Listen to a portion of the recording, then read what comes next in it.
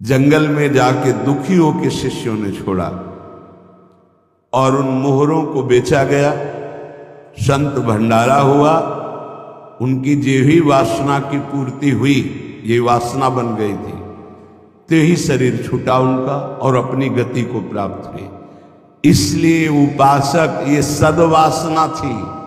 सद्वासना जब बंधन को प्राप्त करा सकती है तो असद वासना कौन कौन सी दुर्गति देगी, ये बहुत सूक्ष्म विषय है। एक महात्मा पधार रहे थे तो वृक्ष के नीचे लेटे थे, ऊपर आम का फल था। पके हुए आम के फल में दृष्टि चली गई, अंतिम समय तो उसी में कीड़ा बनकर आम के पेड़ में आए। शिष्य समर्थ थे, उनको ध्यान के द्वारा जब पता चला तो उन्होंने फिर भजन बल से अपने गुरु जी का उद्धार किया। कई बार ऐसा देखा गया है कि शिष्य के द्वारा गुरु को भगवत साक्षात्कार होता है। सुतीक्ष्ण जी को पहले से ठाकुर जी का साक्षात्कार हुआ, साथ लेकर फिर अपने गुरु जी के पास साक्षात्कार करवाने प्रभु को गए। बड़ी महिमा है भजन की। गुरु प्रदत्त भजन से बड़ी सामर्थ्य शिष्यों में जागृत हो जाती है। विश्वास करो, विश्वास करो, बाबा 2 बार कह रहे। जो कह रहे हैं उस पर विश्वास करो। कोई वासना मत रहने दो, ढूंढ ढूंढ करके वासना को नष्ट कर दो।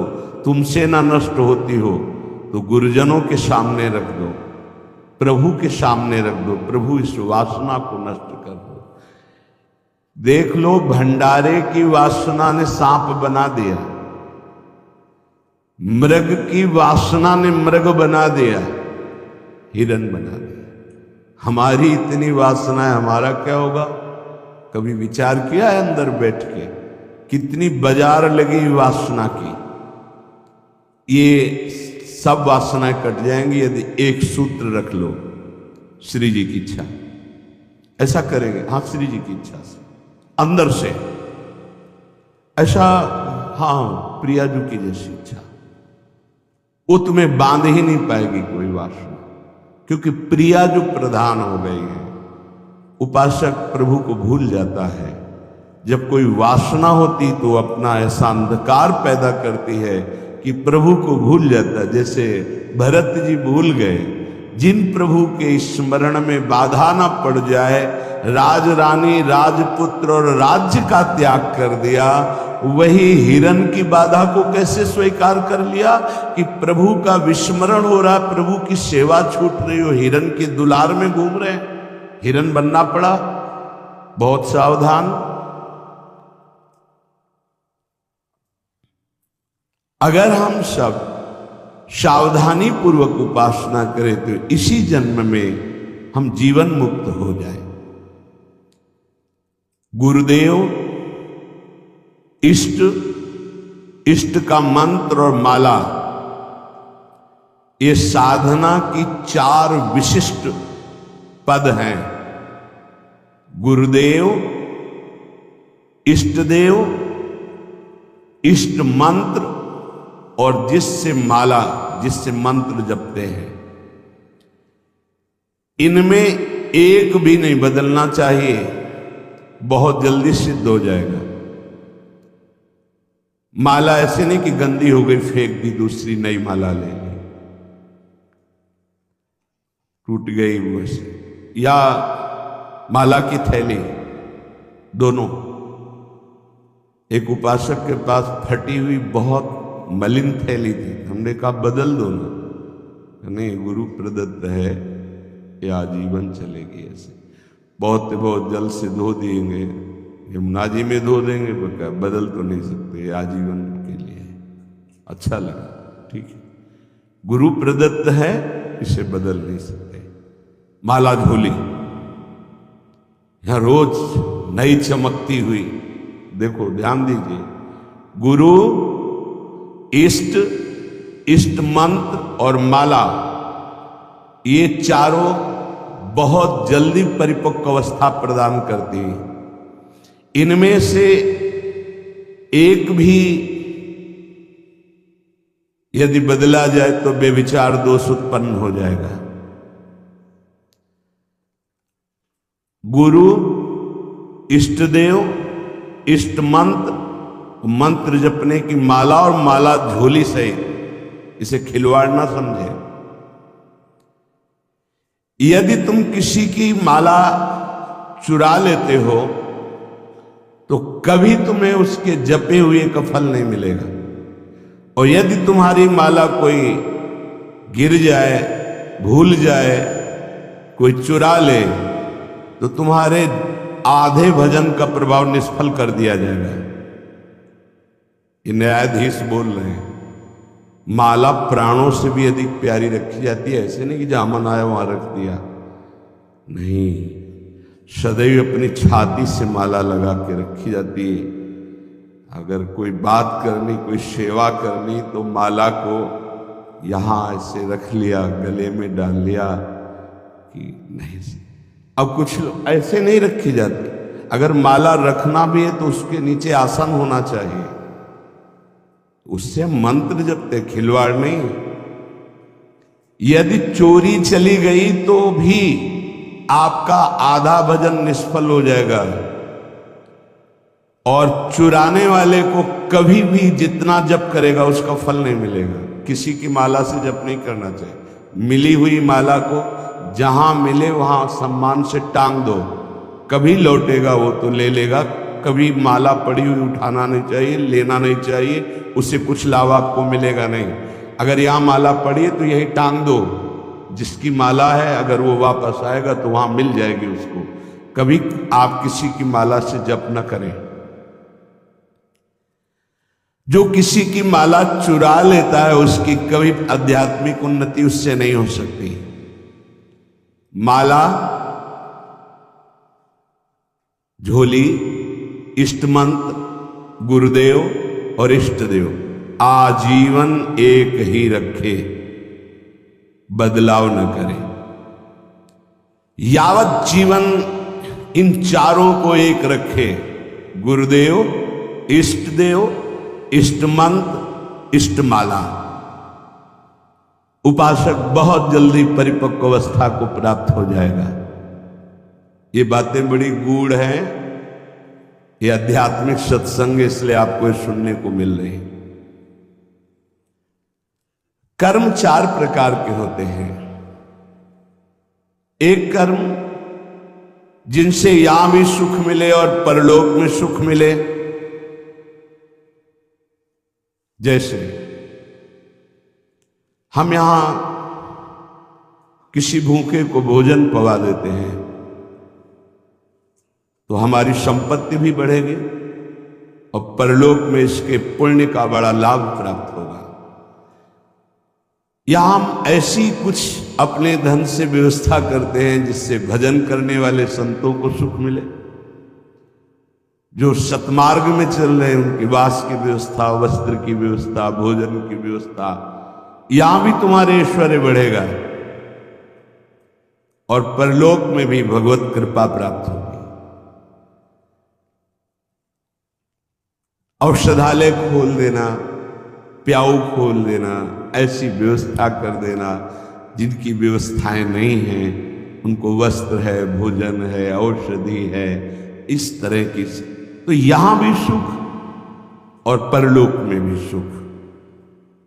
पर ध्यान रहे, पोस्टर बैनर नहीं होना चाहिए। अगर आपने कहीं छपवा दिया या अपनी जबान से कह दिया तो उसका प्रभाव क्षीण हो जाता है। ये लोग समझते नहीं। आपने वृंदावन आए, 100 संतों को भोजन पवाया, इसके बाद पूरे गांव में 4-4 जगह बैठ के कि वृंदावन गए थे, 100-2 संतों को ऐसा पवाया, संत भी कह रहे थे कि वाह भाई, और 100-100 रुपया भेंट दी। वो बड़ाई जो आप झोंक रहे हो ना, सब खाली हो रहे हो आप। चुप। ये लोग कुछ ऐसे देहाभिमानी होते हैं कि एक पंखा भी टंगवाएंगे ना तो पंखा की हर पंखुड़ी में जिला अमुक बाबा का नाम हो, दादी का नाम हो, ये नाम और वो अपना नाम, पूरा पता, फोन नंबर सहित पंखा में ऐसे देखे गए। कुछ भी करना है ये सब। तुम्हें अपने नाम की चिंता है या संतों की सेवा की चिंता हुई? तो ये ध्यान रखो, जिनमें यहां भी सुख मिले और परलोक में सुख मिले उसे सत्कर्म कहते हैं। सत्कर्म गुप्त होना चाहिए, पर अभिमान गुप्त होने नहीं देगा, पक्का। वो चाहे दीवाल से कहेगा जरूर। ये अंदर देख लेना, फूलन आएगी, कहना कुछ तो ऐसा कि बाद में संत पाएंगे, पहले ही परिक्रमा मार्ग में बोर्ड लग जाता है, आज यहाँ 100 संत सेवा और अमुक जिले के अमुक अमुक अमुक ऐसे। तब ये लगता है कि कैसे तुम नादान बच्चे हो, तुम्हें इतना बड़ा सौभाग्य सुकृत का मिला था, इतना महान सत्कर्म हो, तुमने सब मिटिया मेट कर दिया। और उनको लगता है कि सत्कर्म का फल यही है। 100 रुपया के अगर फूल डालने हैं तो 100 लोगों को तो पता चलना चाहिए कि वीडियो में कि हम ही फूल डाल रहे थे। बड़ा हम का खेल चालू है। ये कर्म तभी परलोक में आपको मिलेगा जब यहां आप गुप्त रखें। देखा है आपने गुप्त कैसे कमाई की जाती है। बहुत बड़ी यज्ञ की थी, मैदा फैक्ट्री के मालिक थे। जब वो आते थे कानपुर में गुरु आश्रम में संत दर्शन के लिए, तो 20 गाड़ियां उनके साथ होती थी। वो आधा किलोमीटर पहले ही रुक करके नंगे पैर पैदल आते थे। जब वो यज्ञ करवाए तो एक हाथ में झाड़ू सोहनी और एक में डलिया, और जो ऐसे खा पी के दोना पत्तल फेंक देते वो उठाते। कहीं कोई पोस्टर नहीं, कहीं और इतनी दिव्य सब खान पान सामग्री सब ऐसी। और वो केवल चेक करते थे अपने कार्यकर्ताओं का, झाड़ू लिए हुई बोली। कोई जैसे पूछता यज्ञ कौन करवा रहा, तो बोले हमको तो यहाँ दोना पत्तल फेंकने की सेवा मिली, हमें तो पता नहीं। कोई जान नहीं पाया कौन करवा रहा है। अपने लोग इसलिए जानते थे कि प्रेरणा से हो रही थी। ऐसे सत्कर्म की कोई जान ही नहीं पाया कि किसने करवाई यज्ञ। और इतना बड़ा खान पान कानपुर महानगर, जहां लाखों लोग खाते पीते, उनके पास कोई कमी नहीं, कहीं भी कोई अभिमान का लेश मात्र नहीं। दूसरा मतलब पहला है जो इस-लोक और परलोक दोनों में सुख प्रदान करे, वो ऐसे धार्मिक सत्कर्म। दैन्यता की मूर्ति, साधुता अपने आप आ जाएगी जब आप ऐसा समर्पण करेंगे। कितने ऐसे, एक नहीं कितने ऐसे जिनको ये है नहीं कि हमारी जानकारी कोई कि हम कुछ सेवा करते हैं। अहम को पुष्टता चाहिए। इस लोक परलोक में यदि अपने कर्म का जो सुकृत है, तो भगवान से प्रार्थना करो कि कोई न जान पावे ऐसा कार्य, तो वो आपको इस लोक और परलोक दोनों में उन्नति प्रदान करेगा। दूसरा, जिनमें यहां भी दुख और परलोक में भी दुख, पहला यहां भी सुख और परलोक में सुख। दूसरा है यहां भी दुख और परलोक में दुख। परिस्त्री गमन, जो दूसरे माताओं के साथ, बहनों के साथ व्यभिचार करते हैं, यहां भी दुख, परलोक में दुर्गति। अगर गृहस्थ हो तो एक पत्नी जो आपने पानी ग्रहण किया है, बस। दूसरा मदिरापान, मद्यपान, यहां भी दुख, परलोक में दुर्गति। देत कीड़ा, जुआ, यहां भी दुख, परलोक में दुर्गति। हिंसा, मांस खाना, यहां भी दुर्गति, परलोक में भी दुर्गति। देख लेना, खूब मांस खा लो, फिर तुम्हारा मांस जब अंतिम समय सड़ेगा ना, और तुम्हारी जब दुर्गति होगी तब तुम्हें पता चलेगा। अभी तो खा लो, अभी तो तुम बातें बना लो, समय आएगा तब तुम्हें ऐसा जलाएगा। कभी कभी ऐसा लगता है कि ये मानो दे केवल संत कृपा से ही लाभ ले सकता, अन्यथा नहीं ले सकता। ये कोई पक्षपात की बात नहीं। जिनको संत समागम नहीं मिला है, पूरा पशुवत जीवन व्यतीत हो रहा है, पशुवत जीवन। बस इतना लक्ष्य है, कितना भोग भोग लें, कितना विषयों का सेवन कर ले, बस इतना ही उनका लक्ष्य है। वो चाहे पैसे के बल से, वृद्धावस्था पैसे के बल से, वही विलासिता, वही भोग, सोच नहीं रहे कि किस लिए आया था, क्या करना। यहां भी दुख और वहां भी दुख। जो दूसरों को दुख देता है, हिंसा करता है, व्यभिचार करता है, मांस खाता है, यहां भी दुख और परलोक में भी दुख। तीसरा, यहां सुख, परलोक में दुख।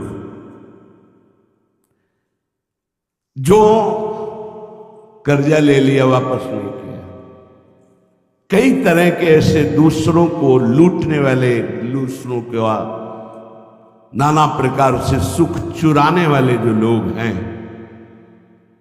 वो यहां सुख का अनुभव करने के लिए करते हैं। अपहरण कर लिया, ऐसा कर लिया, चोरी कर लिया, ऐसा, इसके बाद का परिणाम परलोक में तो भयानक दुख मिलेगा। और सबसे बड़ा दंड होता है, मन जलता रहता है। कोई भी अधर्म करने वाला मन कभी प्रसन्न नहीं रह सकता, निर्भय नहीं रह सकता। वहीं संत निर्भय रह रहे और वो भयभीत है, प्रतिपल अस्त्र बांधे हुए हैं। जो यहां भोग प्रधान जीवन है, दूसरे का सुख छीनता रहता, छल कपट, बहुत कपटी स्वभाव होता है लोगों का। कोई बिरला ऐसा होता है जो भजन के साधना के बल से कपट को मिटा करके सरल स्वभाव न मन को टिलाई। नहीं तो सांप जैसी टेढ़ी चाल होती, सामने कुछ और, पीछे कुछ और, बोल कुछ और रहा है, कर कुछ और रहा है, सोच कुछ और रहा है। ऐसे लोग यहां सुखी दिखाई देते हैं। लोगों के प्रश्न भी रहते हैं, झूठ, कपट, छल, हिंसा, चोरी, ऐसे लोग यहां सुखी दिखाई देते हैं बड़ा, लेकिन परिणाम उनका बड़ा भयंकर होता है, महान दुख को प्राप्त होते हैं। पहला है यहां सुख वहां सुख, सत्कर्म।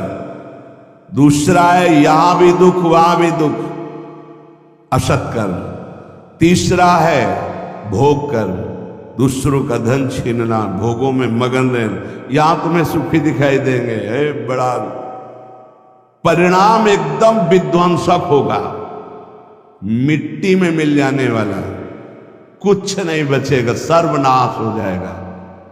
इसको आप आंख खोलकर देख लो, संसार में रहते हो, समाचार आदि के द्वारा संसार के लोग जिनकी झूमती थी मिट्टी में मिल गए। अधर्माचरण करने वाला कभी सफल नहीं हो सकता। झूमती थी, अभी से लेकर इतिहास साक्षी। जिस लोक में भुजा ठोक देता था, लोकपाल भयभीत हो जाते थे, मिट्टी में मिल गया। ऐसे ही है अधर्माचरण, चोरी, हिंसा, बल विक्रम के द्वारा दूसरे की संपत्ति को छीनकर भोगो, ये बहुत देखा है, नष्ट हो जाते समय आने पर विध्वंस, और परलोक में तो दुर्गति ही होती। चौथा, ये बहुत जोर का है, यहां दुख, परलोक में परम सुख। ये है त्यागी महापुरुष, जिन्होंने यहां जानबूझकर समस्त भोगों का त्याग करके भगवान के लिए महान दुख को आमंत्रित किया। गर्मी, सर्दी, बरसात, निंदा, अपमान, काम, क्रोध, लोभ, मोह, मद, मत्सर, सबको सह रहे हैं। राधा राधा राधा राधा राधा, ये परम पद में आरूढ़ होंगे। तपस्वी, नाम जापक, व्रत उपवास, योगाभ्यास, साधना, इनके द्वारा पूरे जीवन कष्ट सहते रहते हैं और जगत मंगल और परम पद की प्राप्ति, ये चार प्रकार के कर्म होते हैं जिनमें यहां सुख वहां सुख, वो दान पुण्य सत्कर्मादि, जिनमें यहां दुख और परलोक में दुख, पापाचरण, एक शब्द में बोल सकते हैं पापाचरण। तीसरा भोगाचरण, जिसमें यहां सुखी दिखाई दे रहे लेकिन परलोक में इनकी दुर्गति होगी। दुखिया को न सताइए, दुखिया देगा रोए, और जब दुखिया के मुखिया सुने तो तेरी गति का हो। किसी को कमजोर समझकर आप फंसा दिए या कष्ट दे दिए या मार दिए और आप पदवी पे पहुंच गए, तो परम पदवी वाला जब दृष्टि डालेगा तो तुम्हारी धज्जियां उड़ जाएंगी। ये बहुत होश में, जो शब्द दूसरे के हृदय में चोट पहुंचाकर परम पद में पहुंचा दे, वही साधु के शब्द होते हैं। उठो, जागो, भूल मत करो। अगर यहां तुम सुखी होने के लिए अधर्माचरण से धन ले लेते हो, चाहे जो हो, तो परिणाम में तुम्हें बड़ा भयंकर दुख भोगना पड़ेगा। इसलिए हम प्रार्थना करते हैं, अंदर की हालत को मजबूत करना है तो दुखियों को मत सताना, निर्दोषों को दंड मत देना, पैसे के लिए किसी को गलत मत फंसाना। चाहे जितना बड़ा अधिकार आपको मिला हो, वो अधिकार भी एक समय का है, इसके बाद नहीं। फिर तुम्हें जो कर्म का दंड मिलेगा वो भोगना पड़ेगा। त्रिभुवनपति अधिकार प्राप्त है महाराज नहुस को, भूल गए अपने कर्तव्य को और पदाभिमान में गलत आचरण में कदम रख दिया तो अजगर की योनि प्राप्त हुई, भ्रष्ट हो गए देवराज इंद्र पद से। कोई भी पद अगर आप गलत आचरण करोगे तो समय पर जब दंड देगा, पद भी छिन जाएगा, सुख भी छिन जाएगा, परिणाम महान हानिकारक दुख कारक होगा। उपासक यदि बहुत जल्दी पवित्र और शुद्ध साधना में समर्पित होना चाहता है तो शरीर और प्राण, इन दोनों को भगवान के चरणों में समर्पित कर दे। हमारी अब जिम्मेवारी खत्म, समर्पित। तो समर्पण भी हमें नहीं आता ना, कैसे समर्पित करें। इसीलिए गुरु रूप में भगवान पधारते हैं। गुरुदेव जैसी आज्ञा करें वैसे शरीर के आचरण हमारे हों, और गुरुदेव जो हमें नाम मंत्र दे वही हमारी श्वास में चले, तो दोनों समर्पित हो गए, शरीर और प्राण। जब कोई शरीर और प्राण भगवान को अर्पित कर देता है उसे आत्मनिवेदन भक्ति कहते हैं, और आत्मनिवेदन भक्तिवान ही परम पद को प्राप्त होता है, परम रस को प्राप्त होता है। पाई रस भक्ति गूढ़ जुग जुग जग, दुर्लभ भव इंद्रादि विधिम। ये रस भक्ति तभी प्रकट होती है जब शरीर और प्राण अपने आराध्य देव को समर्पित हो जाते हैं। उपासक जैसे भगवान सच्चिदानंदमय है, ऐसे उपासक का भी सच्चिदानंदमय स्वरूप होता है। एक बार सत्संग में कहा था कि भगवान नारायण भी तुम बन सकते हो, तो किसी ने कहा था मनुष्य नारायण कैसे बन सकता है। देखो सीढ़ी है, नारायण नर बन सकते हैं ना, सीढ़ी बन गई, उतर गए ना, उसी सीढ़ी में चढ़ जाओ तो नर नारायण बन जाएगा। कैसे प्रमाण? गीध देह तजी धरि हरि रूपा। जब परम सत्कार्य बन गया सियाजू की रक्षा का, तो गीध ने शरीर छोड़ा और हरि रूप धारण करके हरिधाम को गया, नारायण रूप धारण करके। जब अजामिल का शरीर छूटा तो चतुर्भुज नारायण रूप होकर भगवान के धाम। जब धुंधकारी का प्रेत योनि छूटी तो चतुर्भुज भगवान के पार्षद लेने आए थे, चतुर्भुज रूप पार्षद रूप हरि रूप धारण करके भगवान के धाम को चला गया। केवल श्री लांछन चिन्ह लक्ष्मी, वो भर पार्षदों को नहीं उतारने, पूरे जैसे हरि वैसे ही हरि के पार्षद होते हैं। सच्चिदानंदमय पार्षद स्वरूप सच्चिदानंद की सेवा में उपस्थित होता है। जैसी श्री जी वैसी श्री जी की सखिया किशोरी मात्मानम किमि सुकुमारी नुकले। उपासक अपनी उपासना को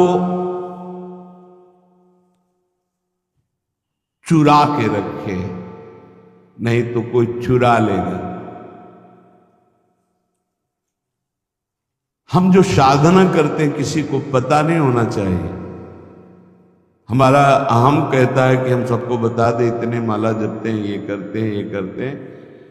पूज्य पादुड़िया बाबा कह रहे हैं उपासक अपनी उपासना को चुरा के रखना, ये चुराने की वस्तु है, छुपाने की। कोई जाने ना आप किस कोटि के। जैसे समुद्र की कोई था नहीं ले सकता, ऐसे उपासक की कोई था नहीं ले सकता। सेवा में तुलसी दल 7 दिन तक प्रयोग किया जा सकता है। एक दिन उतार के 7 दिन तक वो बासी नहीं माना जाएगा। बिल्व पत्र 5 दिन तक, कमल पुष्प 3 दिन तक और अन्य पुष्प 1 दिन। आज उतारा आज ही लगाए, आज उतारे हुए कल नहीं चढ़ाए जा सकते। केवल कमल पुष्प 3 दिन तक। अगर अन्य पुष्प है और आज उतार कर कल चढ़ाते हैं तो वो बासी माने जाएंगे, वो श्री जी की सेवा में नहीं आएंगे। उपासक सदैव सतयुग में रहता है। कलयुग उनके लिए है जो संत समागम से दूर है, भजन से दूर है।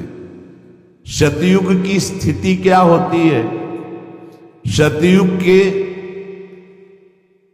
वासी जो उपासक है उनमें हर समय विचार में पवित्रता होती है, मंत्र जाप में तन्मयता होती है, नाम जाप में तन्मयता होती है, आराध्य देव के ध्यान में मगन रहते हैं और वो निरंतर परोपकार, भगवत सेवा, समाज सेवा, वो सतयुग में ही रहते हैं। अगर ये बात है तो सतयुग में ही हो। जो नाना प्रकार की कलह का चिंतन करता रहता है, कपटी है, झूठ बोलता है, ज्यादा नींद लेता है, हर समय आलस्य है, हिंसा है, विषाद है, शोक है, मोह है, भय है, विषयों की भूख है, भोगों की आसुरी प्रवृत्ति है, वो कोई भी हो, कलयुगी है, कलयुग में है। जो जप परायण है, ध्यान परायण है, साधन परायण है, सेवा परायण है, वो सतयुग में वास करता है। हर समय सतयुग, कहां कलयुग है? सत्संग हो रहा, नाम वाणी, नाम कीर्तन, प्रियालाल की सेवा, दर्शन, सेवा में हर हमारे पास समय कहाँ है कलयुग के लिए? कलयुग जो बुलावा देते हैं उनके पास जाता है, अपने पास समय कहाँ है कलयुग के लिए? झूठ, कपट, तंद्रा, निद्रा, हिंसा, विषाद, व्यसन, व्यभिचार, मोह, भोगों की प्रबलता, आसुरी प्रवृत्ति, ये कलयुग है। अगर चित्त में इन सब का राज्य तो कलयुग। उपासक सदैव सतयुग में रहता है, सदैव। देख लो, उपासक सदैव सतयुग में रहता, कलयुग में नहीं। ये अगर लक्षण है तो कलयुग है, नहीं तो कोई कलयुग नहीं। कहां कलयुग है? हाँ, कलयुग का स्थान बताया गया, शराब पीना, व्यभिचार करना, मांस खाना, जुआ खेलना, चोरी करना, तो उसी में आ जाता है झूठ, कपट, तंद्रा, निंद्रा, हिंसा, विषाद, शोक, मोह, भय, भोगों की प्रबलता, राक्षसी प्रवृत्ति, ये कलयुग का स्वरूप है। उपासक विषयी भक्त से बच के रहे। यहां विषयी पुरुष नहीं कहा, ये बहुत, ये न्यायाधीश के वचन पूरे आजीवन यही साथ रहे हैं। विषयी पुरुष से तो हम समझते हैं कि विषयी पुरुष है, पर यहां कह रहे विषयी भक्त से बच के रहे। भक्ति का बाना है और विषय सेवन का अंदर से स्वाद है, तो हम बाना भेष से, हम उद्देश्य से संत मानते हैं। उद्देश्य तुम्हारा भगवत प्राप्ति भजन है तो हमारे मित्र हो, और उद्देश्य नहीं है तो बच के रहना है। यहां कह रहे उपासक विषयी भक्त से बच के रहे, क्योंकि हमारी श्रद्धा होगी कि भगत है और विषयी है तो संसार का राग प्रकट हो जाएगा, जो राग हमारे भजन मार्ग में बहुत बाधा पैदा करेगा। क्योंकि ये राग और द्वेष सतमार्ग के लुटेरे हैं, श्री भगवान गीता जी में कह रहे हैं।